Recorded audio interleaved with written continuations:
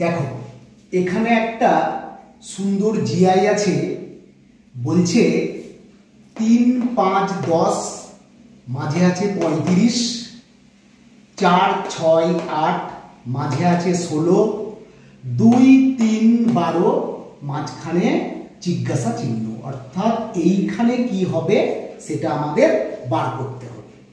অ্যান্সারগুলো দিয়ে দিয়েছে 30, 18, 72, 12। আমি তোমাদের এর আগেও বলেছি এগুলোর নিয়ম হলো যে পদ্ধতিতে এইটা আনবা ঠিক সেই পদ্ধতিতে এইটা আনতে হবে, ঠিক সেই পদ্ধতিতে এইটা আনতে হবে। পদ্ধতি কিন্তু তোমাকে একই রাখতে হবে। এবার দেখো আমি এইটা আনার চেষ্টা করছি। আমি 5 আর 10 গুণ করছি। প্রথম ছবিটায় 5 গুণ 10 মাইনাস 5 গুণ 3, 5 গুণ 3, তাহলে কি হলো 50 মাইনাস 15 ইজ ইকুয়াল টু 35। ঠিক একই রকম ভাবে 8 গুণ 6